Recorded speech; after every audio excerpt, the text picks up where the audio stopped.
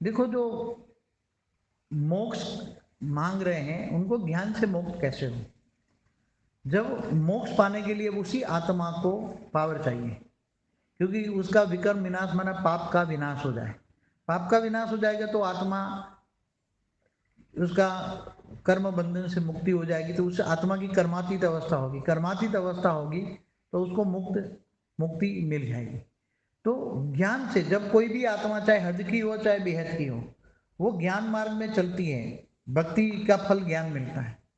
बहुत भक्ति करते तो भक्ति का फल ज्ञान मिलता है। तो ज्ञानी भी आत्मा हमारे पास हद की भी आत्मा आएगी जो ज्ञान समझेंगे। ऐसी बात नहीं है केवल बेहद के आएंगे। बहुत पावरफुल, बहुत भक्ति की हो तो बेहद के बाप को जानेंगे, अंत में जानेंगे, मगर अभी नहीं, अंत में जानेंगे। तो उनको फल मिलेगा कि ज्ञान से उसको फल क्या मिलेगा?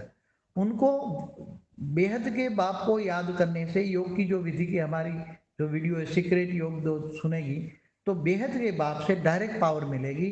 तो अभी अभी उसकी आत्मा में बहुत पावर आएगी, तो अभी से उसका विकर्म विनाश हो जाएगा। और विकर्म विनाश होता है अभी ही उसके जीवन में सुख शांति होगी और धीरे धीरे कर्मातीत अवस्था की ओर हो जाएगी। और जब अंतिम समय में एक पल में वो मुक्त हो जाएगी, उसको दुख दर्द नहीं होगा। बाकी आम आम आत्मा जो ऑलमाइटी अथॉरिटी को नहीं जानती, उसको बहुत अंतिम समय में बहुत दुख दर्द मिलेगा, क्योंकि एक सेकंड में कर्मों का हिसाब किताब इतना फास्ट गति से आएगा कि वो आत्माएं चिल्लाएगी और मोक्ष मांगेगी। बहुत आगे, बहुत परिस्थितियां तो खराब होनी है, दुनिया की हालत तो नाजुक हो रही है। तो ज्ञान मार्ग में चलने से भक्ति और ज्ञान आसमान जमीन का फर्क है।